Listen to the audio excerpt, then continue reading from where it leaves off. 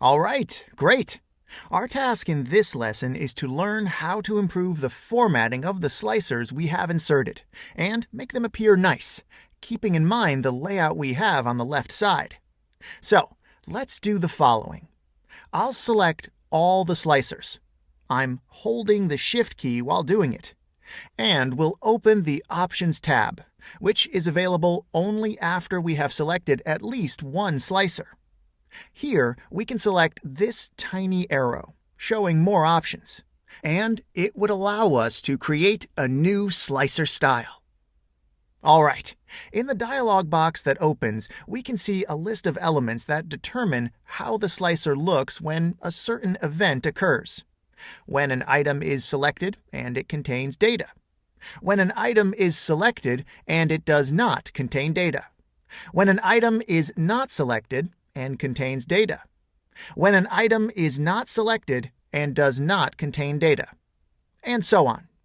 You can spend a lot of time to improve these settings. Let me show you how it's done in our case. First, let's apply borders to the slicers we have.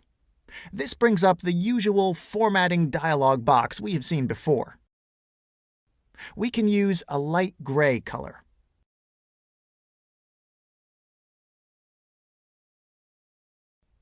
Then we can click on Select Item with Data and change the fill color of selected items with data to the green we've used for the entire report. This synchronizes the colors within the sheet, and it appears much more professional. And change the font color to white. I will also put them in bold. Our next task is to determine how unselected items with no data would appear. I'll select this element and click Format. It's okay for these elements to be almost transparent. A gray or white fill is appropriate, given they are not selected, and it should be clear for the user this is an element not currently displayed.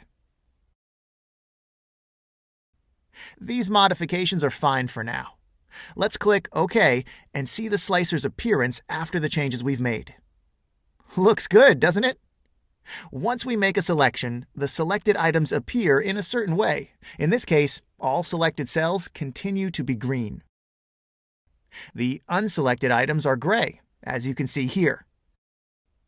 If I remove the filter, all elements become green, which is exactly what should happen. Our report looks awesome. In the next lesson, we'll look at it and discuss its applications. That's all for now.